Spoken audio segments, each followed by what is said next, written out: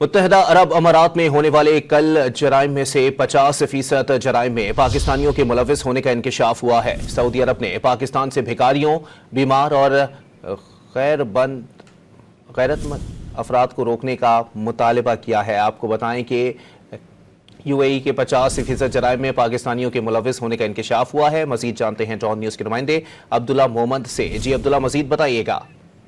جی بالکل، سینٹ کی قائمہ کمیٹی برائے اوورسیز پاکستانی کا سینیٹر ذیشان خانزادہ کی زیر صدارت پہلا اجلاس ہوا، اور اس اجلاس میں سمندر پار پاکستانیوں کی وزارت نے کمیٹی کو بریفنگ دی، جس میں انکشاف کیا گیا کہ اقوام متحدہ یو اے ای میں ہونے والے کل جرائم میں سے 50% جرائم میں پاکستانی شہری ملوث ہوتے ہیں۔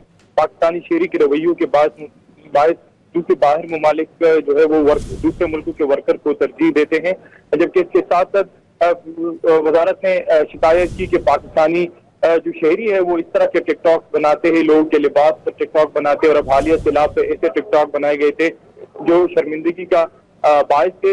اس کے ساتھ ساتھ انہوں نے کہا کہ بیرونی ممالک ہمارے شہریوں کے ایسے رویے اور اخلاقیات سے لوگ مایوس ہو رہے ہیں۔ اس کے ساتھ ساتھ سعودی عرب کے حوالے سے انہوں نے کہا کہ سعودی عرب کی جانب سے 92 نرسیں جو ہے وہ ڈگریاں نہ ہونے کے باعث واپس بھجوا دی گئی۔